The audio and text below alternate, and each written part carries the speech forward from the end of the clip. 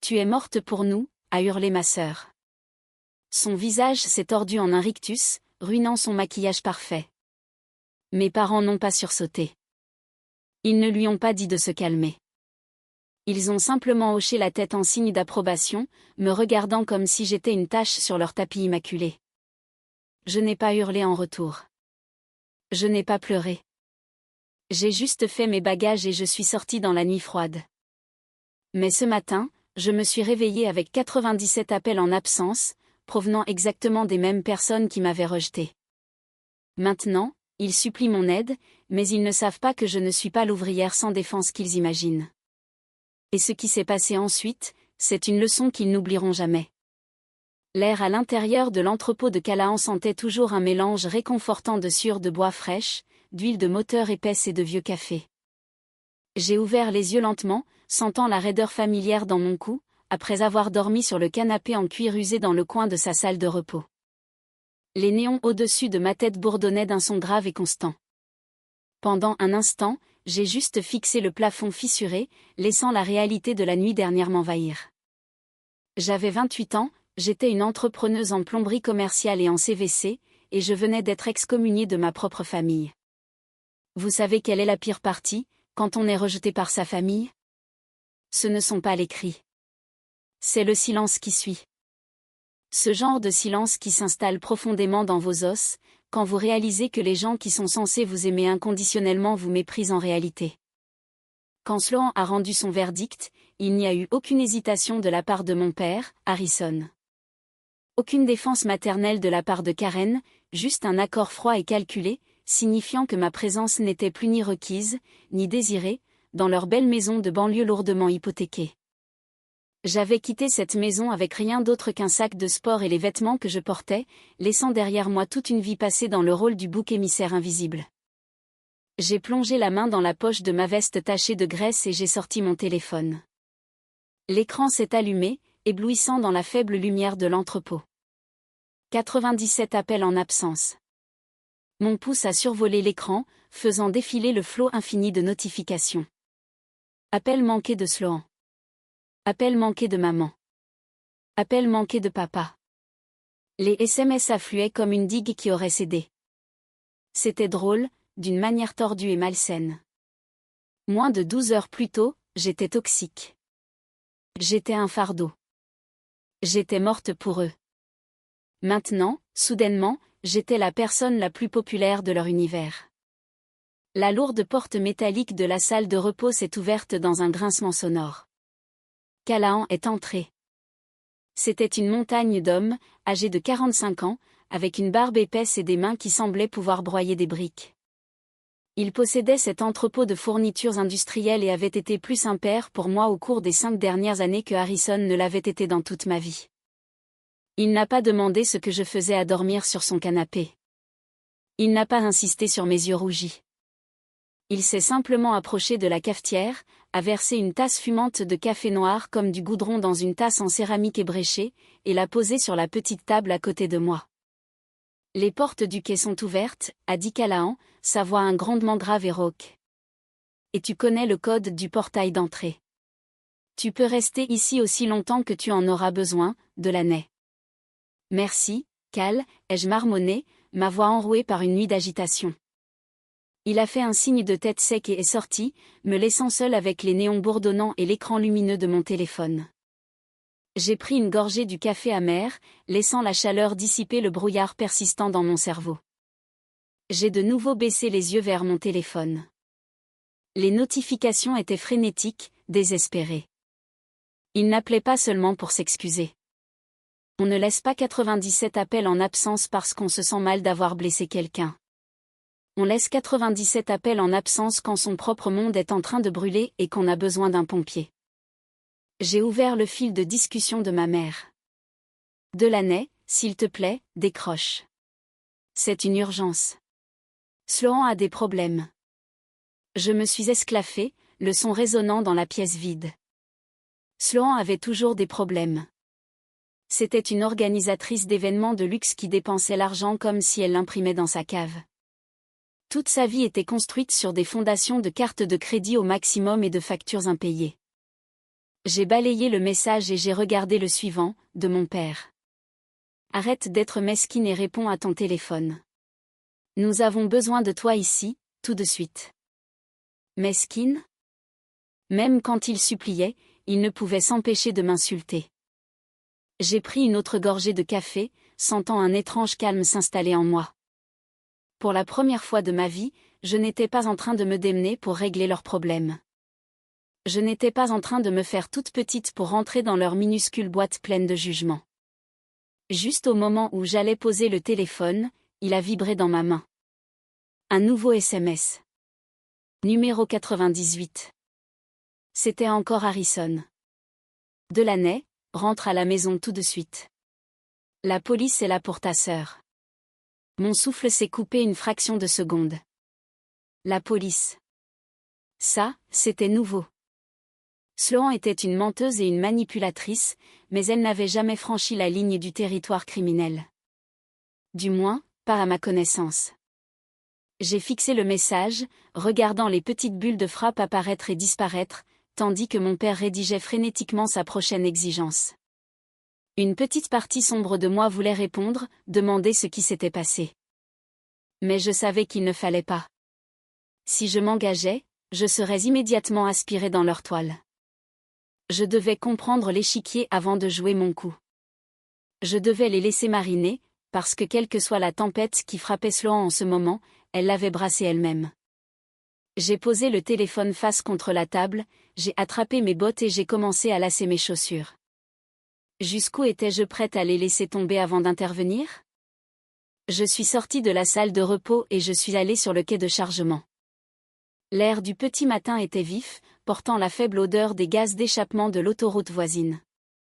Je me suis appuyée contre la rambarde en métal rouillé, regardant le soleil se lever lentement sur le parc industriel. Pourquoi n'ai-je pas simplement couru pour revenir? Pourquoi n'ai-je pas répondu au téléphone et volé à leur secours comme une bonne petite fille? Parce que la nuit dernière n'était pas un incident isolé. C'était juste la dernière brique d'un immense mur de rejet qu'ils construisaient depuis mon enfance. Si vous vous promeniez dans le musée de ma vie, vous trouveriez d'innombrables artefacts de leur mépris. Pièce à conviction A. Ma remise de diplôme de l'école professionnelle.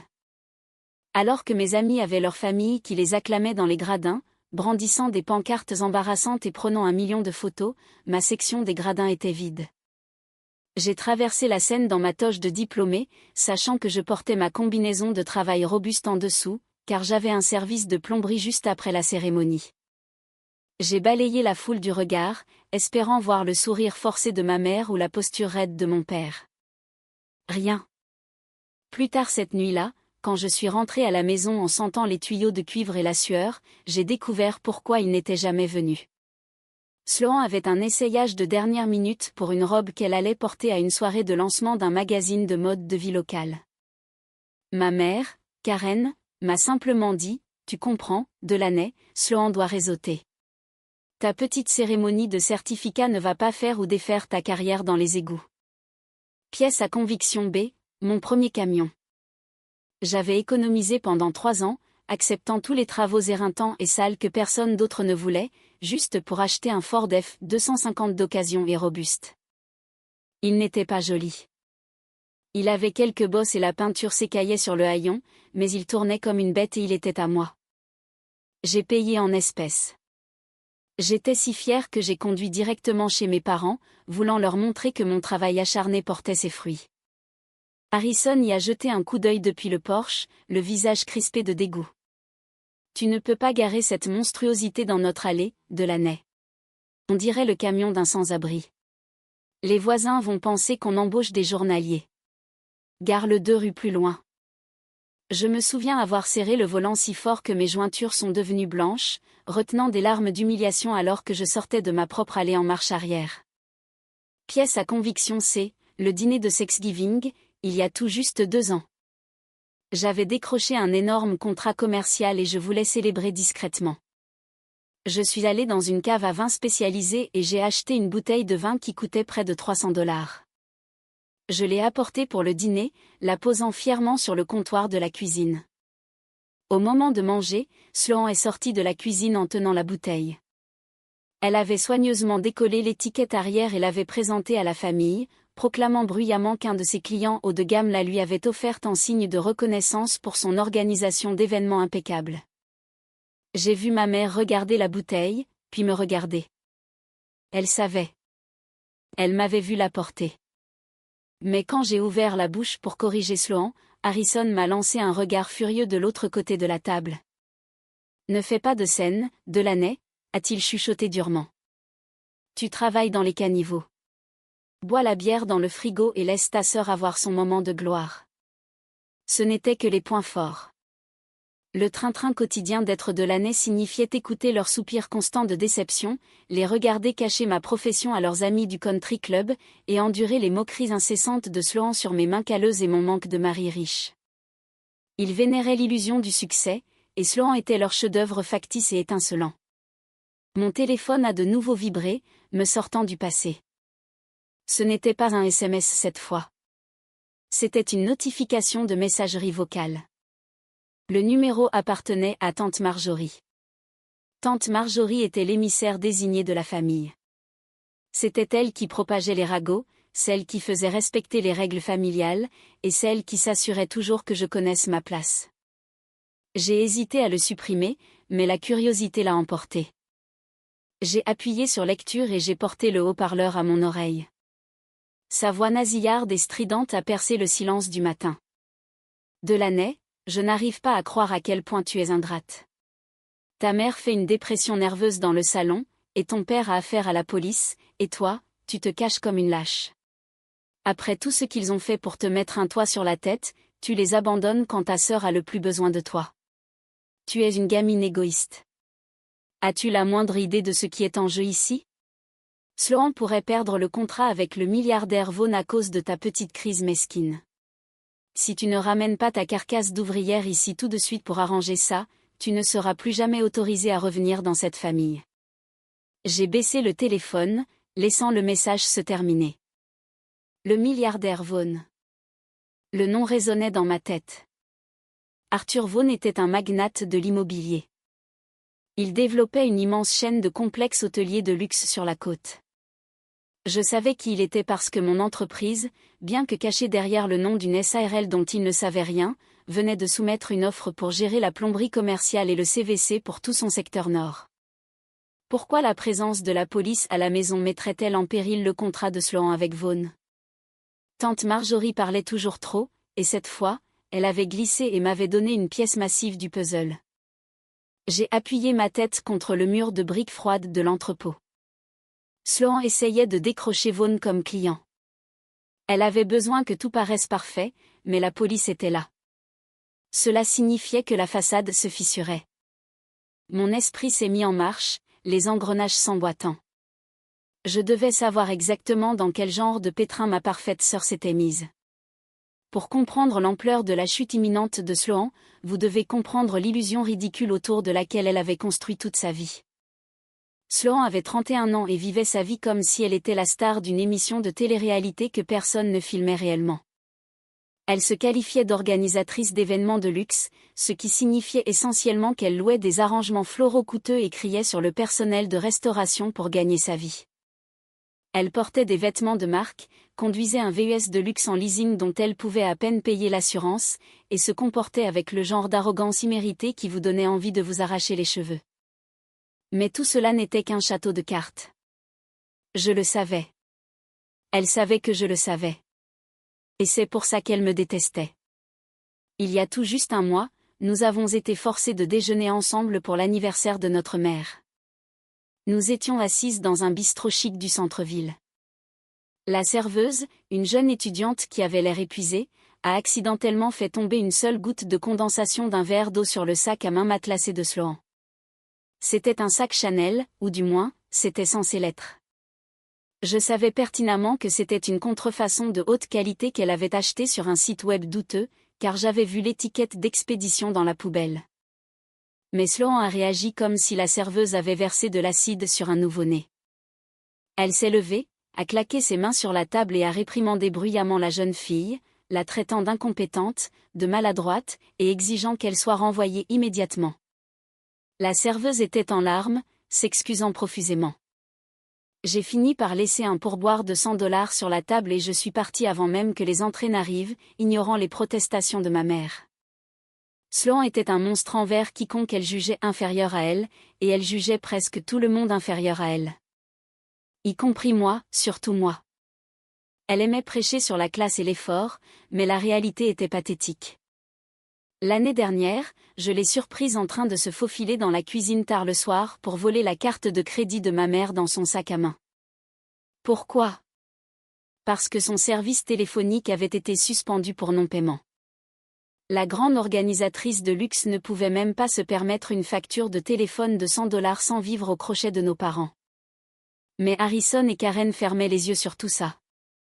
Ils voulaient tellement l'esthétique d'une fille qui réussit qu'ils finançaient volontiers l'illusion. Je suis retournée dans la salle de repos de l'entrepôt, j'ai sorti mon ordinateur portable robuste de mon sac de sport et je l'ai allumé.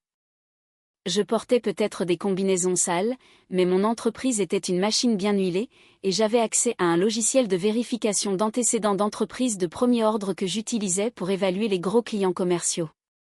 Si Sloan avait affaire à la police et que cela impliquait Arthur Vaughn, ça devait être financier.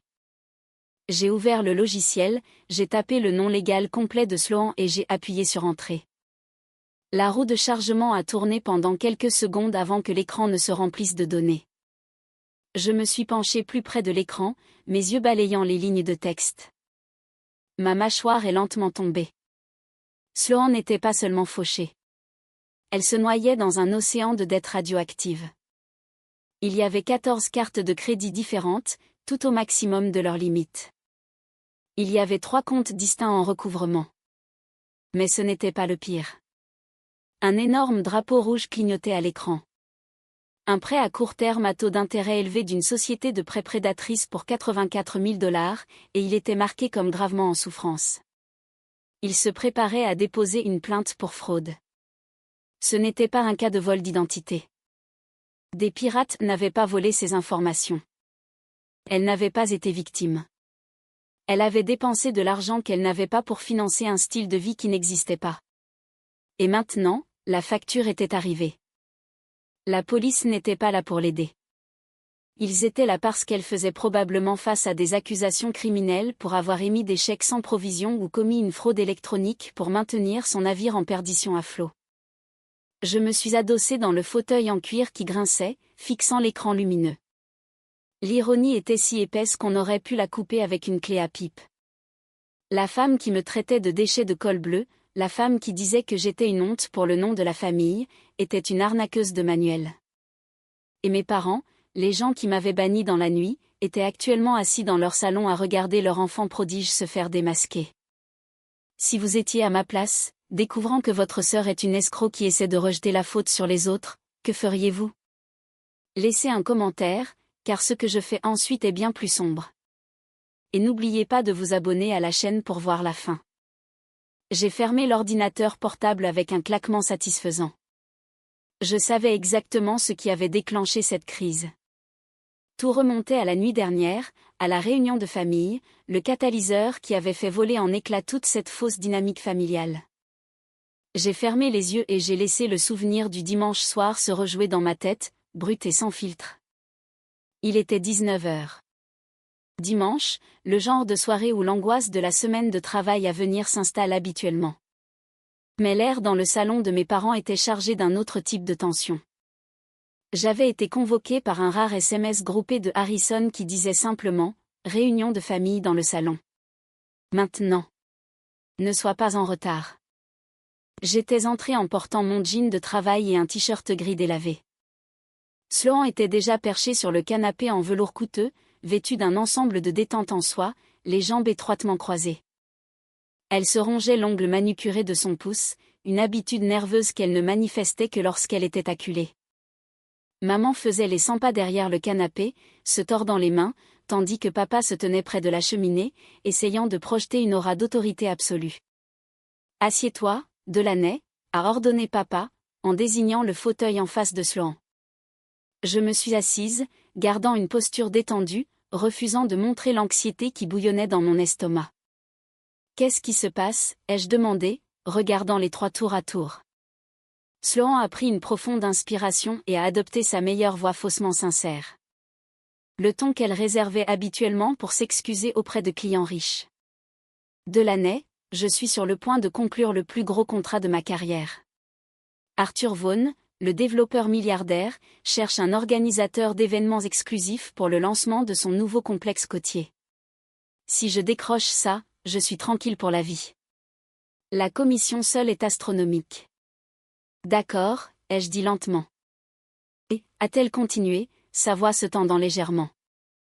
J'ai besoin d'organiser un événement de présentation préliminaire pour prouver que je peux gérer son esthétique. Je dois louer le grand atrium du centre-ville, engager les meilleurs traiteurs, faire venir des arrangements floraux importés. Ça doit être impeccable. Ça a l'air cher, ai-je lâché d'un ton neutre. Ça l'est, a coupé papa, sa voix bourrue. Ça nécessite un investissement en capital à court terme. 150 000 $. J'ai haussé un sourcil. C'est beaucoup d'argent à dépenser pour un travail que tu n'as même pas encore. Alors, pourquoi suis-je ici? Sloan a décroisé les jambes et s'est penché en avant, les yeux grands ouverts, essayant d'avoir l'air vulnérable. Mon crédit est un peu bloqué en ce moment avec d'autres acomptes de fournisseurs. La banque approuvera un prêt commercial pour la présentation, mais j'ai besoin d'un cosignataire. Quelqu'un avec un historique de crédit impeccable et un revenu stable pour garantir le billet à court terme. La pièce est devenue complètement silencieuse. J'ai regardé Sloan. Puis j'ai regardé Karen, puis Harrison. Ils me fixaient tous avec un mélange écœurant d'attente et de suffisance. Ils voulaient que je mette mon nom, mon crédit et la stabilité de mon entreprise durement gagnée en jeu pour un prêt de 150 000 $ afin que Sloan puisse organiser une fausse fête pour un milliardaire. Non, ai-je dit sèchement. Sloan a cligné des yeux, comme si je venais de lui parler dans une langue étrangère. Qu'est-ce que tu veux dire, non? Je veux dire, non. Je ne co-signerai pas de prêt pour toi, Sloan. Je ne risque pas mon avenir financier pour que tu puisses jouer à faire semblant avec des gens riches. Le visage de Sloan a viré au rouge dangereux. La fausse vulnérabilité a disparu instantanément, remplacée par un venin pur. Jouer à faire semblant? Je construis un empire. Toi, tu débouches des toilettes pour gagner ta vie. Tu devrais être honoré que je te demande de faire partie de quelque chose d'aussi prestigieux. Je construis des infrastructures commerciales, l'ai-je corrigé, gardant ma voix dangereusement calme. Et je n'imprime pas de l'argent pour financer ta fausse vie. Si ton entreprise avait autant de succès, la banque n'aurait pas besoin de ma signature. Delaney, ça suffit, a aboyé Harrison, claquant sa main sur le manteau de la cheminée. Ta sœur essaie d'élever cette famille. Tu as toujours été jalouse de son succès. Pour une fois dans ta vie, arrête d'être si égoïste et fais quelque chose pour quelqu'un d'autre que toi-même. Égoïste. J'ai laissé échapper un rire sec et amer. Vous voulez que j'assume une dette à 6 chiffres pour elle, et c'est moi l'égoïste?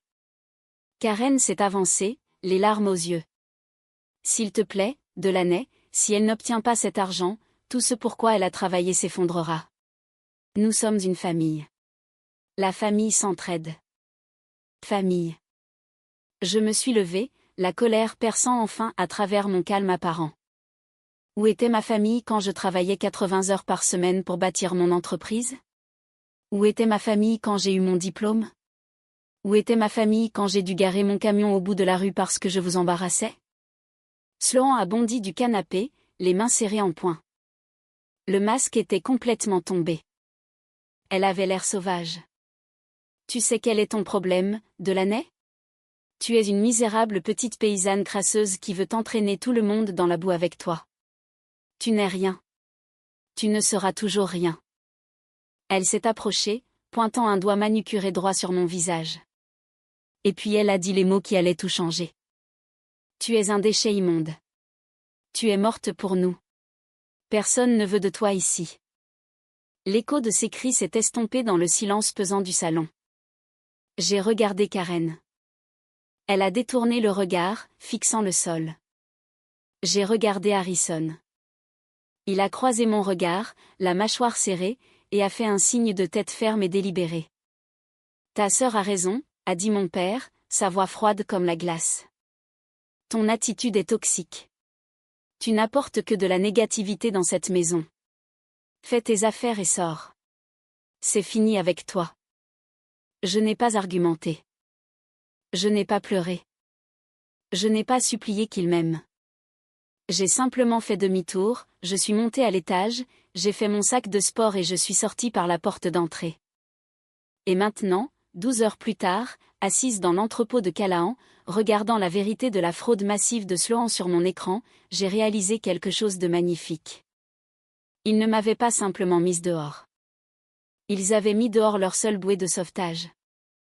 Lundi matin a frappé la ville d'un ciel gris et couvert, reflétant l'humeur froide et calculatrice qui s'installait dans ma poitrine. Je ne leur ai pas répondu par SMS. Je n'ai pas répondu aux appels. Je me suis levée de l'ordinateur, j'ai enlevé mes vêtements décontractés et j'ai enfilé ma combinaison de travail robuste. Elle était tachée d'huile, de saleté et de travail honnête. J'ai lacé mes bottes à embout d'acier, sentant leur poids familier et rassurant. S'ils voulaient me traiter comme une paysanne de col bleu, j'allais me présenter à la guerre en portant mon uniforme. Je suis sortie de la salle de repos et j'ai trouvé Canaan près du quai de chargement, en train d'examiner une pile de manifestes d'expédition. Il a levé les yeux, observant mon expression. On dirait que tu es sur le point de démolir un bâtiment, gamine, a-t-il noté, sont-on doux mes observateurs. Quelque chose comme ça, ai-je répondu, attrapant un casque de chantier et le jetant sur le siège passager de mon F-250. Et, Cal, tu te souviens il y a 3 ans, quand je t'ai demandé de me recommander un bon avocat en immobilier? Canaan s'est appuyé contre une palette de tuyaux en cuivre et a croisé les bras. Ouais, Miller, un avocat tenace comme un bulldog. Pourquoi, tu achètes un autre terrain commercial? Non, ai-je dit, un sourire lent et crispé se formant sur mes lèvres. Je me prépare à expulser des squatteurs. Canaan a haussé un sourcil, une question silencieuse dans ses yeux, mais fidèle à lui-même, il n'a pas insisté pour avoir des détails. Fais-leur voir de toutes les couleurs, de la naie. Je suis montée dans mon camion, le moteur diesel rugissant à la vie avec un grondement satisfaisant. J'ai quitté le parc industriel et j'ai conduit vers le centre-ville.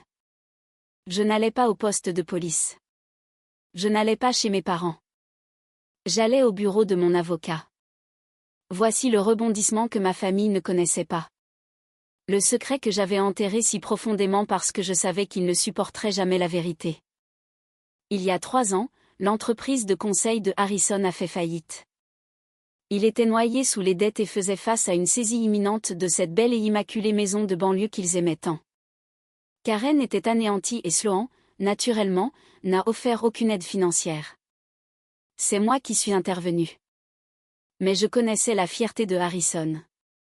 Si je lui avais donné de l'argent directement, il l'aurait soit rejeté par dépit, soit pris et m'en aurait voulu pour toujours. J'ai donc engagé Miller par l'intermédiaire de ma SARL, Horizon Plomberie et Solutions CVC. J'ai racheté l'hypothèque à la banque, discrètement. Nous l'avons structuré de manière à ce que Harrison croie qu'un programme d'aide au logement financé par l'État avait racheté la dette et lui permettait de rester avec un bail de location-vente fortement subventionné. La réalité, c'est que j'étais leur propriétaire. La SARL qu'ils pensaient n'être qu'une petite activité secondaire de tuyauterie possédait le toit au-dessus de leur tête. Je payais les impôts fonciers. Je détenais l'acte de propriété. Je me suis garé devant le bureau chic de Miller au centre-ville, ignorant les regards des hommes en costume coûteux alors que je franchissais les portes en verre dans ma combinaison sale. Miller m'attendait dans son bureau, impeccable dans un costume bleu marine. Delaney, a-t-il salué, me serrant fermement la main. À quoi dois-je ce plaisir? D'autres litiges contractuels avec des fournisseurs? J'ai besoin que vous rédigiez un document, ai-je dit, en m'asseyant dans le fauteuil en cuir moelleux en face de son bureau. Un préavis d'expulsion de 30 jours, terme standard pour violation du contrat de location et non-respect des normes d'entretien de la propriété. Miller a sorti un bloc-notes juridique, son stylo en suspens. Très bien, qui est le locataire? Harrison et Karen Vance, ai-je déclaré d'un ton égal. Miller a arrêté d'écrire. Il a levé les yeux, le front plissé. Il savait exactement qui ils étaient. Il avait orchestré le rachat discret il y a 3 ans. Vos parents, Delaney, vous êtes sûr de ça? Une fois que j'aurai signifié cet avis, il n'y aura pas de retour en arrière. C'est un document public. C'est une déclaration de guerre. Ils ont déclaré la guerre la nuit dernière, ai-je répondu, ma voix dénuée de toute hésitation. Ils m'ont dit que j'étais morte pour eux. Ils m'ont mise à la porte, alors je leur rends l'appareil. Rédigez l'avis, Miller. Qu'il soit prêt pour ma signature d'ici midi. Compris, a dit Miller, son attitude professionnelle reprenant le dessus. Autre chose? Oui. Préparez les documents de divulgation financière de la SARL. Je veux une preuve complète de ma valeur nette, de mes actifs liquides et de ma propriété d'Horizon Solutions, imprimée et reliée dans un joli dossier soigné. Les yeux de Miller ont brillé d'une intrigue professionnelle. Vous visez la jugulaire, à ce que je vois. Non, l'ai-je corrigé. Je leur montre simplement l'échiquier sur lequel ils ont joué tout ce temps. Je suis sorti du bureau de Miller, sentant une montée d'adrénaline. La dynamique du pouvoir avait changé si violemment que j'en avais la tête qui tournait. Pendant 28 ans, je les avais laissés me faire sentir petite. Je les avais laissés dicter ma valeur. Mais le silence est une chose étrange. Quand vous restez silencieux, les gens supposent que vous êtes faible. Ils ne réalisent pas que vous êtes juste en train d'observer, de collecter des données, de construire votre forteresse pendant qu'ils jouent avec des châteaux de cartes. Je suis remonté dans mon camion et mon téléphone a commencé à sonner via les haut-parleurs Bluetooth. C'était encore Karen. J'ai laissé sonner, regardant le numéro clignoter sur l'écran du tableau de bord. Puis un SMS est arrivé.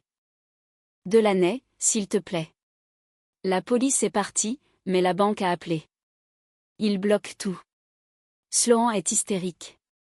Tu dois venir à l'agence bancaire centrale tout de suite. C'est à propos du compte en fiducie. J'ai fixé le tableau de bord. Le compte en fiducie.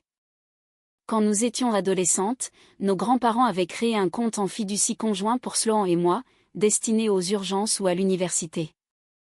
Il fallait nos 2 signatures pour y accéder. J'avais oublié son existence il y a des années, supposant qu'il avait été vidé par les frais bancaires ou l'inflation. Pourquoi la banque bloquerait-elle tout pour un compte dormant, à moins qu'il ne soit pas dormant, à moins que quelqu'un n'ait essayé de l'utiliser?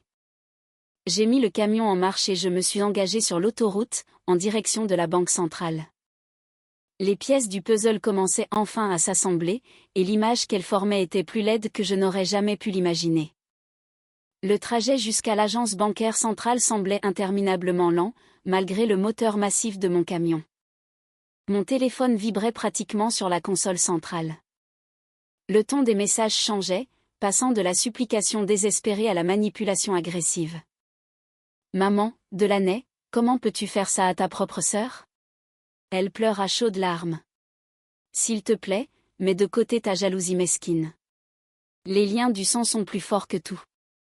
Papa, je t'attends à la banque dans 10 minutes. Arrête ce traitement silencieux puéril. Tu ne fais qu'empirer les choses pour tout le monde. Si tu ne te montres pas, tu n'es plus ma fille. J'ai laissé échapper un rire sec et sans humour. Plus sa fille. Il avait déjà établi ça la nuit dernière quand il avait hoché la tête en accord alors que Sloan me disait de mourir. Il paniquait. Bien. Qu'il panique. J'ai garé mon F-250 poussiéreux dans le parking immaculé et bien entretenu de l'agence principale de la banque centrale. Il détonnait comme une verrue au milieu des Mercedes et des BMW élégantes. J'ai coupé le moteur, j'ai pris une profonde inspiration et je suis sorti. Je n'ai pas pris la peine d'essuyer la graisse sur ma joue ou de rentrer ma chemise. Je voulais qu'il me voie exactement telle que j'étais. Alors que je franchissais les lourdes portes doubles en verre, l'air stérile et excessivement climatisé de la banque m'a frappé. Le hall était calme, rempli des murmures feutrés des caissiers et des clients fortunés. J'ai évité la file principale et je me suis dirigé directement vers les bureaux de la direction VIP à l'arrière. Une femme à l'allure vive, la quarantaine avancée, vêtue d'un tailleur pantalon gris sur mesure, est sortie d'un bureau en tenant un dossier épais. Son badge indiquait « Kensington, directrice d'agence ». Elle avait la réputation d'être un véritable requin, une femme qui adhérait strictement aux réglementations bancaires et méprisait les clients frivoles. J'avais eu affaire à elle à quelques reprises lors de la création des comptes commerciaux pour Horizon SARL. Elle me respectait parce que je ne lui faisais pas perdre son temps et que mes chèques étaient toujours honorés. Elle m'a vu approcher, ses yeux perçants balayant ma combinaison avant de croiser mon regard. « Mademoiselle Delaney, je ne m'attendais pas à vous voir ici aujourd'hui, surtout pas dans le hall de détail. » La matinée a été étrange, Kensington, ai-je dit, offrant un sourire crispé. Je crois que ma famille m'attend dans l'une de vos salles de conférence. L'expression de Kensington est passée de la courtoisie professionnelle à un dédain à peine voilé. Ah, oui, la famille Vance. Ils occupent actuellement la salle de conférence B, boivent notre eau pétillante et exigent de parler au directeur régional. Elle s'est approchée, baissant la voix. Puis-je vous parler en privé un instant avant que vous n'y alliez? Bien sûr. Elle m'a fait signe de la suivre dans son bureau privé et a fermé fermement la porte derrière nous. Le bruit du hall a disparu. Kensington est passé derrière son lourd bureau en acajou et s'est assise, regardant le dossier entre ses mains. Je vais parler franchement, Delaney, parce que je respecte votre sens des affaires, et franchement, je méprise ce que votre sœur essaie de faire, a dit Kensington, son ton glacial. Dites-moi tout, ai-je répondu en croisant les bras. Votre sœur, Sloan, est arrivée tôt ce matin en panique. Elle a tenté de se servir d'un compte en fiducie conjoint pour obtenir une ligne de crédit afin de repousser une agence de recouvrement. Kensington a ouvert le dossier et a poussé un papier sur le bureau. Elle a présenté ce document pour autoriser le retrait de 50 000 $. Il nécessite 2 signatures, la sienne et la vôtre.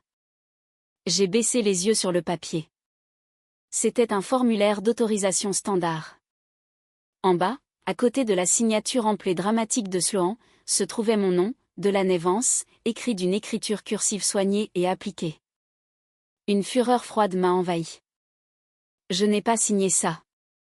Je sais, a dit Kensington d'un ton plat.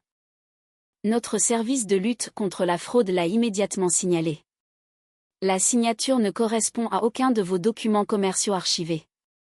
De plus, nous avons effectué une vérification d'antécédents standard en raison de la taille de la ligne de crédit demandée. Votre sœur n'est pas la victime d'une cyberattaque ou d'un pirate informatique, comme elle le crie actuellement dans ma salle de conférence. Elle est noyée sous les dettes, ai-je terminé pour elle. Je sais. Je l'ai passé dans mon logiciel de criblage d'entreprise il y a 1 heure. Kensington a hoché la tête, une lueur d'approbation dans ses yeux. Elle est en défaut de paiement sur plus de 80 000 $ de prêts à taux d'intérêt élevés.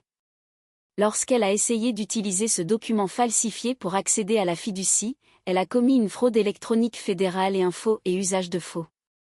Nous avons immédiatement gelé tous ses comptes personnels. Et la police chez mes parents, ai-je demandé. Nous les avons dépêchés pour lui signifier une convocation formelle et pour l'informer qu'elle fait l'objet d'une enquête criminelle par la division antifraude de la banque, a expliqué Kensington. En ce moment, elle est assise dans cette pièce en train d'essayer de convaincre vos parents que la banque a fait une erreur administrative et que si vous venez simplement vérifier la signature en personne, tout ira bien. J'ai fixé la signature contrefaite. Elle l'avait vraiment fait. Elle me détestait. Elle me traitait de déchet. Elle souhaitait que je sois morte, mais elle était parfaitement disposée à voler mon identité pour sauver sa propre peau. Et mes parents l'aidaient aveuglément, suppliant le déchet de venir sauver la reine. Que se passe-t-il si je vous dis maintenant que c'est un faux, ai-je demandé en levant les yeux vers Kensington. Alors nous engagerons des poursuites pénales, a dit Kensington sans hésiter. Elle risquera probablement une peine de prison. Cependant, si vous entrez dans cette pièce et confirmez que vous l'avez signée, la banque débloquera les fonds. Ses créanciers seront temporairement apaisés et elle s'en sortira indemne. J'ai laissé échapper une lente et profonde inspiration. Le pouvoir que je détenais en ce moment était absolu. Je pouvais la sauver. Je pouvais entrer, mentir à une directrice de banque, risquer ma propre réputation et renflouer la sœur qui me voulait morte. Ou je pouvais laisser la guillotine tomber. J'ai une contre-proposition, Kensington, ai-je dit, un sourire dangereux jouant sur mes lèvres. Je veux aller dans cette pièce. Je veux la regarder dans les yeux, mais j'ai besoin que vous veniez avec moi, en apportant la preuve indéniable de ces dettes massives. Je veux que mes parents l'entendent d'une source tierce faisant autorité. Ils ne me croiront jamais. Ils ont besoin de l'entendre de vous. Les lèvres de Kensington se sont courbées en un sourire prédateur. Elle n'aimait clairement pas non plus l'attitude arrogante de Sloan. Je crois que cela peut s'arranger. C'est la procédure standard d'informer tous les titulaires de compte des raisons d'un gel de compte. Bien, ai-je dit en me tournant vers la porte. Allons ouvrir la boîte de Pandore. Merci d'avoir regardé la première partie de cette intrigue de vengeance incroyablement intense. N'oubliez pas d'aimer la vidéo, de vous abonner à la chaîne et de laisser un commentaire avec le nom de la ville où vous vivez. Chaque commentaire aide la vidéo à atteindre plus de spectateurs. Merci beaucoup. Restez à l'écoute pour voir comment Delaney anéantira la fausse fierté de sa famille dans la prochaine partie. J'ai descendu le couloir silencieux et moquetté de l'aile VIP, Kensington marchant à mon rythme avec un épais dossier manille solidement coincé sous son bras. L'éclairage doux au-dessus de nous semblait excessivement dramatique pour l'exécution qui allait avoir lieu. Mes bottes lourdes faisaient un bruit sourd contre le sol coûteux, un rappel brutal que je n'appartenais pas à leur monde poli et superficiel, et pour la première fois, j'en étais sincèrement fier. Kensington s'est arrêtée devant la porte en verre dépoli de la salle de conférence. Elle m'a jeté un regard bref et calculateur, une confirmation silencieuse que nous étions sur le point de faire exploser une bombe au milieu de l'illusion immaculée de ma famille. J'ai hoché la tête. Elle a tendu la main et a poussé la porte. La scène à l'intérieur était douloureusement prévisible. Ma mère, Karen, était assise au bord d'une chaise en cuir, tamponnant ses yeux secs avec un mouchoir, jouant parfaitement le rôle de la matriarche affligée. Mon père, Harrison, faisait les 100 pas devant la grande fenêtre donnant sur la ville, les mains jointes derrière le dos, projetant une image d'autorité irritée. Et là, au centre de tout, se trouvait Sloan. Elle portait un trench coat beige sur mesure, paraissant impeccablement mise, bien que sa jambe rebondisse nerveusement sous la table en acajou. Quand la porte s'est ouverte, les 3 têtes se sont tournées vers nous. Harrison a cessé de faire les 100 pas, sa posture se raidissant immédiatement. Karen a poussé un long soupir de soulagement exagéré. Les yeux de Sloan se sont rétrécis dès qu'elle m'a vu. Enfin, a lâché Harrison, vérifiant sa montre en or, un objet que je savais pertinemment qu'il avait acheté dans un prêteur sur gage mais qu'il prétendait être un cadeau de retraite. As-tu la moindre idée du temps que nous avons attendu, Delaney ? Ta sœur traverse une crise grave, et tu as décidé de prendre tout ton temps. Je suis entré dans la pièce, l'odeur d'huile de moteur et de sueur me suivant, contrastant violemment avec l'arôme de l'expresso coûteux qu'on leur avait servi. Je ne me suis pas assise. Je suis juste restée près de la porte, croisant les bras sur ma combinaison tachée. Sloan s'est levé, le visage tordu par un mélange de soulagement et de profond dégoût. Elle m'a regardé de haut en bas, le nez plissé. Tu te moques de moi, là ? Je t'ai dit de venir directement ici. Tu ne pouvais même pas prendre la peine de rentrer chez toi et de te changer pour mettre quelque chose de décent. Tu senses les égouts, Delaney. Nous sommes dans une suite bancaire VIP, pour l'amour du ciel. Je suis plombière, Sloan, ai-je dit, la voix neutre. Je viens directement du chantier. Le chantier qui paie réellement mes factures. Eh bien, c'est embarrassant, a-t-elle sifflé, jetant un regard nerveux à Kensington. Assieds-toi et signe ce stupide papier pour qu'on puisse partir. Un pirate a piraté mes comptes et a tout bloqué. La banque réagit de manière excessive, mais ils ont besoin de la signature secondaire sur l'ancien compte en fiducie pour autoriser un virement temporaire. Fais-le, c'est tout. Karen s'est levée et s'est approchée de moi, posant une main tremblante sur mon bras.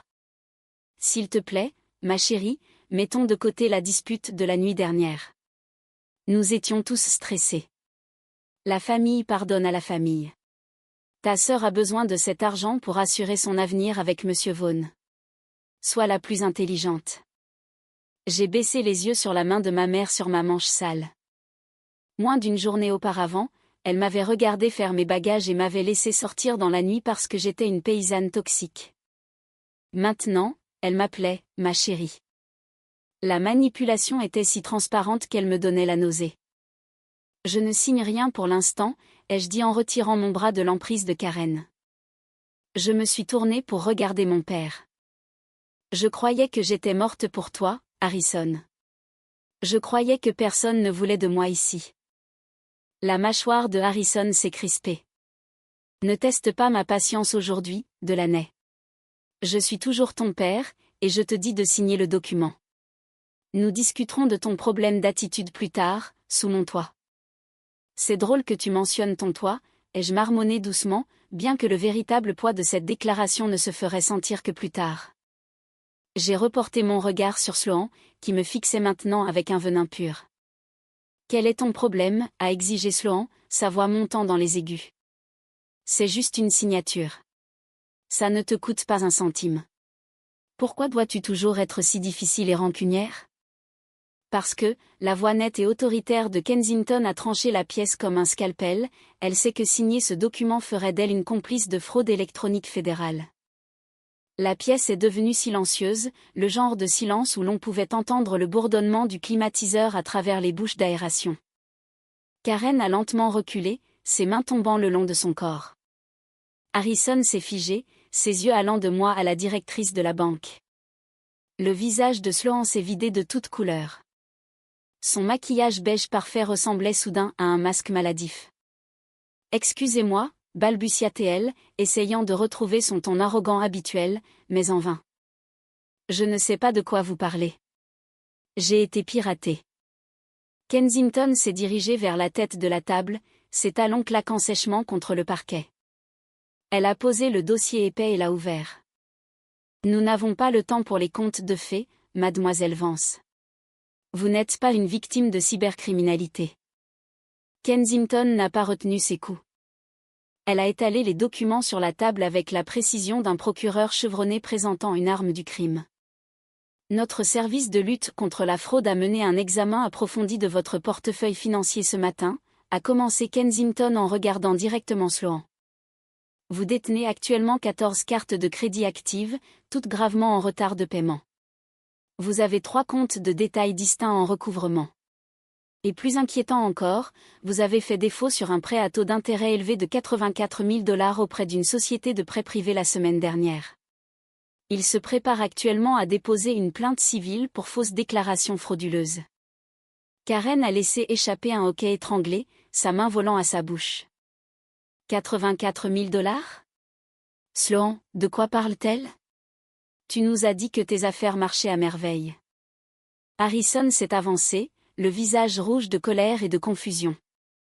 Il doit y avoir une erreur. Ma fille est une organisatrice d'événements de luxe. Elle gère des clients de haut vol. Regardez sa voiture. Regardez ses vêtements. Sa voiture a 3 mois de retard sur les paiements de leasing, monsieur, a déclaré froidement Kensington sans lever les yeux du dossier. Et ses vêtements sont en grande partie achetés à crédit, qu'elle ne peut pas rembourser. Mais ce n'est pas pour cela que nous avons gelé les comptes, ni pourquoi la police a visité votre résidence. Kensington a sorti la feuille d'autorisation unique de l'arrière du dossier et l'a fait glisser vers Harrison. Votre fille a tenté d'accéder à un compte en fiducie conjoint pour retirer 50 000 $, a poursuivi Kensington. Le compte nécessite 2 signatures. Elle a fourni la sienne, puis elle a falsifié la signature de sa sœur, Delaney Vance. Nous avons immédiatement signalé le faux. Harrison a fixé le papier. Il a regardé la signature de Sloan, puis l'écriture cursive soignée de mon nom en dessous. La preuve indéniable de l'acte criminel de son enfant prodige était là, juste devant lui. Sloan, a murmuré Harrison, sa voix tremblant pour la première fois de ma vie. As-tu fait ça? Sloan était adossé à la fenêtre, les mains tremblantes. L'illusion se brisait, le verre tombant tout autour d'elle. Mais au lieu de s'excuser, au lieu de montrer des remords, elle a redoublé d'efforts. Elle m'a regardé, les yeux remplis d'une rage frénétique. C'est de sa faute, a crié Sloan en pointant un doigt manucuré vers moi. Si elle avait juste co-signé le prêt commercial la nuit dernière comme je l'avais demandé, je n'aurais pas eu à faire ça. Elle m'a forcé la main. Elle est assise sur tout cet argent de ses dégoûtants petits boulots de plomberie et refuse d'aider son propre sang. Je t'ai forcé à commettre un crime, ai-je demandé en haussant un sourcil. C'est un niveau de gymnastique mentale impressionnant, même pour toi. Sloan a claqué ses mains sur la table. Tu ne comprends rien. Je suis sur le point de décrocher un contrat d'1 demi-million de dollars avec Arthur Vaughan. Une fois que j'aurai organisé cet événement de présentation, je rembourserai tout. Les cartes de crédit, les prêts, tout. J'avais juste besoin d'un prêt-relais. Je suis une visionnaire, Delaney. Tu n'es qu'une ouvrière. Je mérite cet argent plus que toi. Son sentiment de droit était à couper le souffle. Elle était acculée, démasquée comme une voleuse et une menteuse, et elle se croyait toujours supérieure à moi parce qu'elle portait un trench-coat beige et savait prononcer des noms de vins français. Karen pleurait ouvertement maintenant, s'agrippant au dossier d'une chaise. Delaney, s'il te plaît, sanglota TL. S'il porte plainte, ta sœur ira en prison. Sa vie sera ruinée. S'il te plaît, dis simplement à la directrice de la banque que tu as signé. Laisse-la avoir l'argent. Nous te rembourserons, je le jure. Même maintenant, même avec la preuve indéniable de la trahison de Sloan sur la table, mes parents essayaient toujours de me sacrifier pour la sauver. J'étais le bouc émissaire, l'éternel amortisseur de leurs erreurs. Vous voulez que je mente à une banque fédérale, ai-je dit lentement, en m'assurant que chaque mot résonnait dans la pièce. Vous voulez que je commette un parjure, que je risque ma propre licence professionnelle et que je donne 50 000 dollars à une femme qui m'a dit que j'étais morte pour elle il y a moins de 24 heures? Nous sommes une famille, a crié Harrison, son désespoir se transformant en agression. Tu n'as aucune idée de ce qu'il faut pour survivre dans le vrai monde des affaires. Sloan essaie de décrocher un client énorme. 1 demi-million de dollars, Delaney. Tu ne verras jamais ce genre d'argent de toute ta vie en creusant dans les égouts. Si tu gâches ça pour elle, tu ruines cette famille. Je l'ai fixé. J'ai fixé l'homme qui avait méprisé ma remise de diplôme, s'était moqué de mon camion et m'avait mise à la porte de ma propre maison. Puis j'ai plongé la main dans la poche de poitrine de ma combinaison et j'ai sorti mon téléphone. J'ai ouvert mon application bancaire commerciale. J'ai utilisé la reconnaissance faciale pour la déverrouiller, j'ai navigué jusqu'au compte d'exploitation principal d'Horizon Plomberie et Solutions CVC, et j'ai cliqué sur le résumé du solde. L'écran a affiché les chiffres en vert vif et indéniable.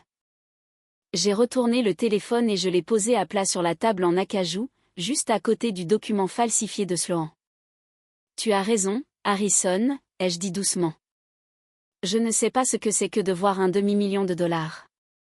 Harrison a baissé les yeux sur l'écran. Karen s'est penchée par-dessus son épaule. Sloan, incapable de s'en empêcher, s'est avancé pour regarder. Les chiffres les fixaient. 1 245 000 dollars. Capital liquide. Pas de crédit. Pas un prêt. Du cash. La bouche de Harrison s'est ouverte, mais aucun son n'en est sorti. Le sang a quitté son visage, le laissant pâle et soudainement très vieux.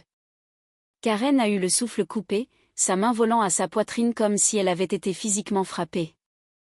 Sloan a fixé le téléphone, les yeux écarquillés, son cerveau refusant de traiter la réalité de ce qu'elle voyait. Je ne vois pas 1 demi-million de dollars, ai-je continué, ma voix stable et froide. Je vois une entreprise à 7 chiffres que j'ai construite de mes propres mains, dans la boue, dans les égouts, pendant que vous étiez occupés à jouer à la poupée. Je ne suis pas l'échec de cette famille. Je suis la seule qui la finance. La pièce entière est tombée dans le silence. Imaginez juste leurs expressions à ce moment-là. Avez-vous déjà ressenti le sentiment de prouver à ceux qui vous méprisaient qu'ils avaient complètement tort? Commentez ci-dessous. Et maintenant, laissez-moi porter le coup de grâce. Le silence dans la pièce était assourdissant. C'était le son d'une hiérarchie de 28 ans s'effondrant en temps réel. Mon père, l'homme qui exigeait le respect sans jamais le mériter, fixait un écran de téléphone portable comme s'il s'agissait d'un artefact extraterrestre. Ma mère pleurait en silence, réalisant peut-être enfin l'ampleur du pont qu'elle avait brûlé. Et Sloan?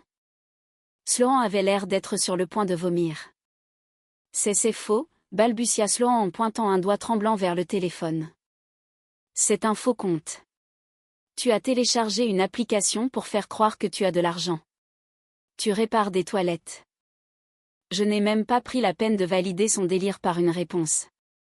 Kensington est intervenu, son ton dégoulinant de dédain professionnel. Je peux vous assurer, mademoiselle Vance, qu'Horizon Solutions est l'un de nos clients commerciaux de premier plan. Ce solde est entièrement exact. Votre sœur est une entrepreneuse très prospère. Avant que Sloan ne puisse formuler une autre excuse pathétique, la lourde porte de la salle de conférence B s'est de nouveau ouverte. Un homme grand et distingué, plus âgé, vêtu d'un costume bleu marine sur mesure, est entré. Il avait les cheveux argentés et une présence vive et autoritaire. Il tenait une mallette en cuir et avait l'air légèrement agacé. C'était Arthur Vaughan, le développeur milliardaire. La poule aux œufs d'or que Sloan essayait de piéger. Il avait clairement été dans la suite VIP adjacente et avait entendu les cris. « Excusez-moi, Kensington », a dit M. Vaughan, sa voix profonde commandant instantanément la pièce. « Je ne veux pas interrompre, mais les cris traversent les murs, et j'ai une conférence téléphonique dans 10 minutes. » Kensington a immédiatement adouci son comportement. « Mes excuses, M. Vaughan. Nous traitons un problème de fraude compliqué. Nous allons baisser le ton. » M. Vaughan a hoché la tête, sur le point de se retourner lorsque ses yeux sont tombés sur Sloan. Il a froncé les sourcils, reconnaissant son visage. « Vous êtes l'organisatrice d'événements, n'est-ce pas ? Sloan Vance. Nous avons une réunion prévue pour demain après-midi concernant le lancement du complexe côtier. » Le comportement de Sloan a changé plus vite que l'éclair. La panique a disparu, remplacée par un sourire artificiel et aveuglant. Elle s'est redressée, lissant son trench coat. « Monsieur Vaughan. »« Oui, quelle agréable surprise. Veuillez excuser le désordre. Nous sommes juste en train de régler une petite erreur bancaire avec ma famille. J'ai très hâte de vous présenter ma vision pour votre vitrine au Grand Atrium. » Monsieur Vaughan n'a pas rendu le sourire. Il a regardé de Sloan aux documents falsifiés sur la table, puis au visage sérieux de Kensington. Il était milliardaire parce qu'il était observateur, et il sentait clairement le désespoir dans la pièce. Puis son regard s'est porté sur moi. Il a regardé ma combinaison tachée de graisse, mes cheveux en désordre et mes bottes lourdes. Un sourire sincère a éclaté sur son visage. « Delaney ?» a demandé M. Vaughan, entrant dans la pièce et tendant la main. « C'est toi qui te caches sous ce casque de chantier ?» J'ai pris sa main et l'ai serrée fermement. « Content de vous voir, M. Vaughan. Désolé pour la tenue. Je viens juste du secteur du parc industriel. » « Ne vous excusez pas, » a-t-il ri chaleureusement. Ses mains ont sauvé mon projet de gratte-ciel au centre-ville le mois dernier. Quand les conduites d'eau principales ont rompu, votre équipe a été la seule à travailler toute la nuit pour réparer. Vous m'avez fait économiser des millions et des dégâts des eaux potentiels. J'ai dit à mon équipe d'approvisionnement que je voulais Horizon Solutions sur toutes mes futures constructions. Point final. Harrison avait l'air d'être sur le point de s'évanouir. Sa fille toxique de col bleu serrait nonchalamment la main de l'homme que sa fille prodige considérait comme un dieu. Le sourire artificiel de Sloan s'est fissuré. « Vous connaissez ma sœur ? » La connaître, a gloussé M. Vaughan. C'est la meilleure entrepreneuse commerciale de l'État. J'ai une confiance implicite en son jugement. Il a fait une pause, ses yeux perçants revenant sur Sloan. Vous avez dit que vous planifiez la vitrine au Grand Atrium, mademoiselle Vance. Oui, a dit Sloan avec empressement, sentant une lueur d'espoir. C'est le lieu parfait pour votre marque. Exclusif, luxueux, élégant. Monsieur Vaughan m'a regardé, une lueur amusée dans les yeux. Delaney, votre SARL n'a-t-elle pas acquis la propriété du Grand Atrium la semaine dernière ? Vous avez mentionné vouloir l'espace d'entrepôt arrière pour votre nouvelle flotte d'équipements. La pièce a tourné. Je pouvais pratiquement voir le moment exact où l'âme de Sloan a quitté son corps. Le lien ironique s'était refermé comme un piège en acier. C'est exact, ai-je dit en regardant directement dans les yeux horrifiés de Sloan. Horizon Solutions est propriétaire du Grand Atrium. Nous sommes actuellement en train d'examiner les baux des locataires. Nous avons une politique stricte contre la location d'espaces événementiels à des personnes ayant des antécédents de fraude financière et de dettes graves. L'expression de M. Vaughn s'est durcie instantanément. Il a regardé Sloan, son comportement passant de poli à glacial. Il n'avait pas besoin d'entendre les détails de la visite de la police ou de la signature contrefaite. Les indices contextuels étaient aveuglants. Il avait affaire à une fraudeuse. Mademoiselle Vance, a dit M. Vaughn, sa voix dénuée de toute chaleur. Je crois que nous pouvons annuler notre réunion de demain.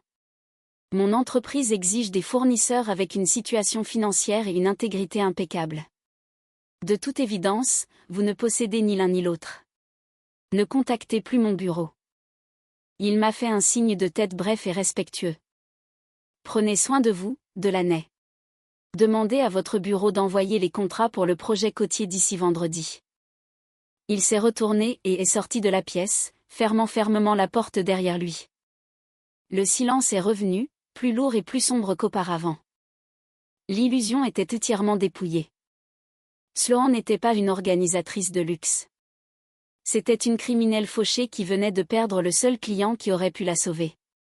Et elle l'avait perdu parce qu'elle avait insulté la propriétaire du bâtiment qu'elle voulait louer.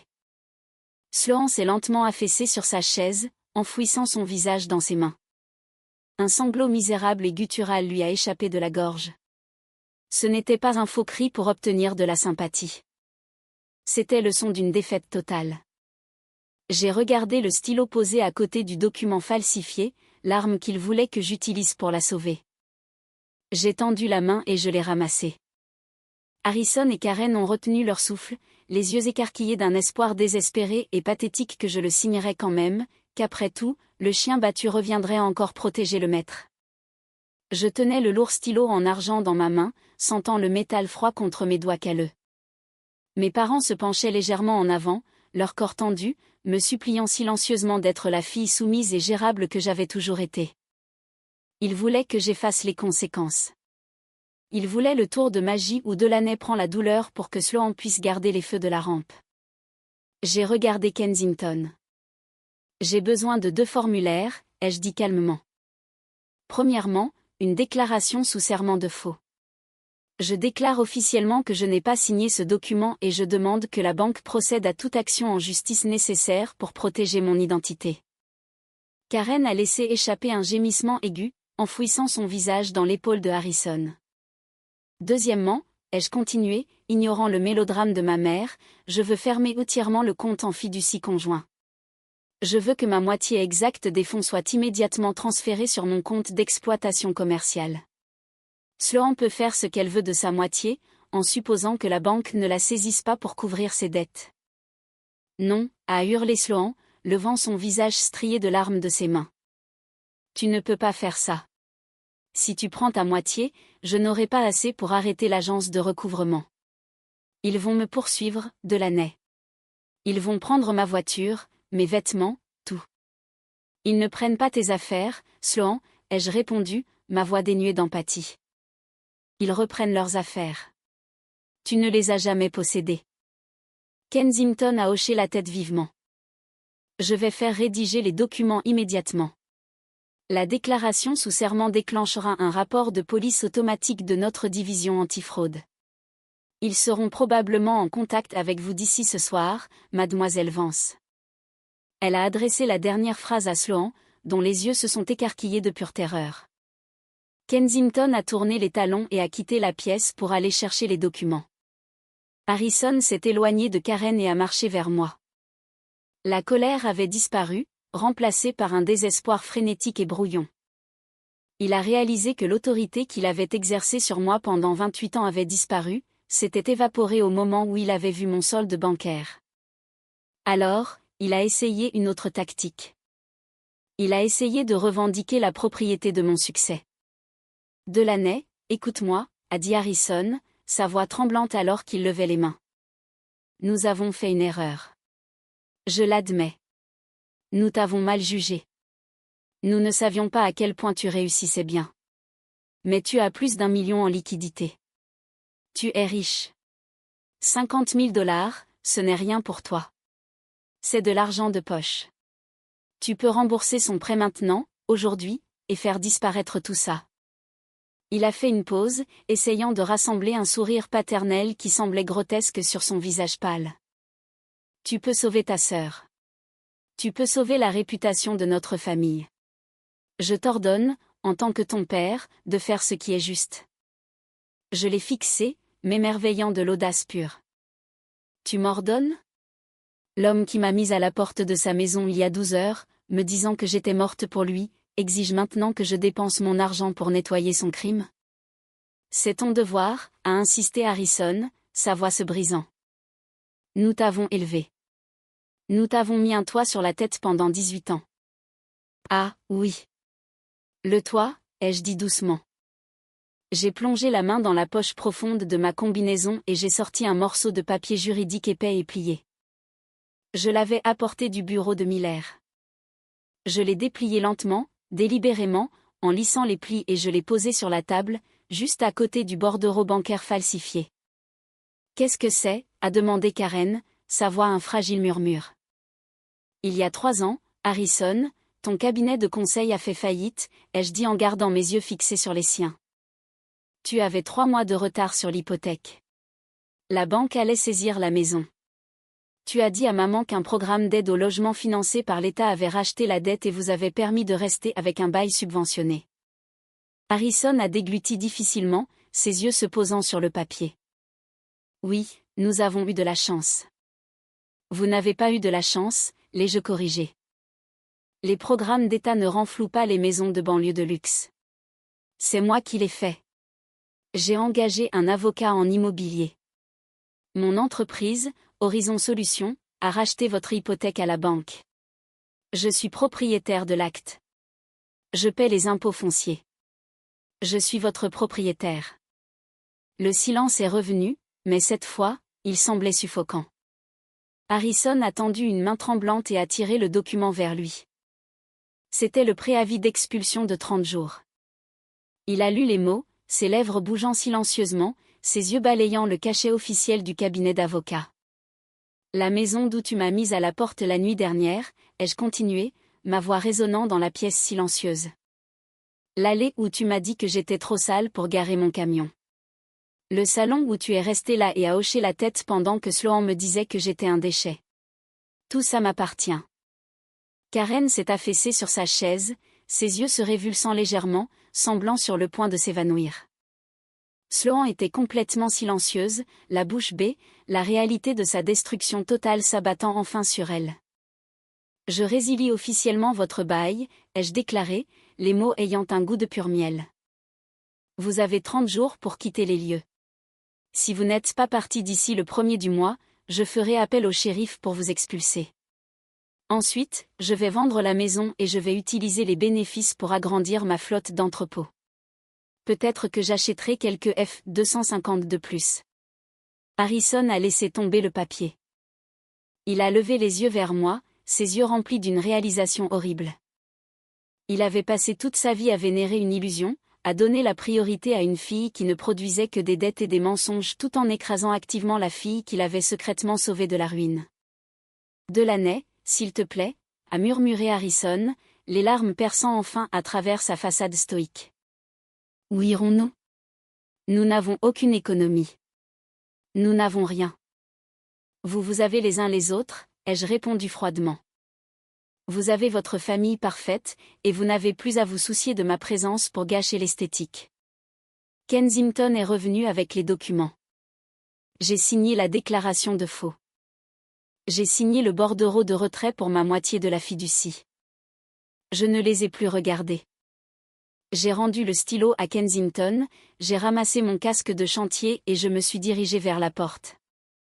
Delaney, attends, a crié Karen en se jetant en avant, mais ses jambes ont cédé et elle s'est effondrée à genoux sur le tapis coûteux.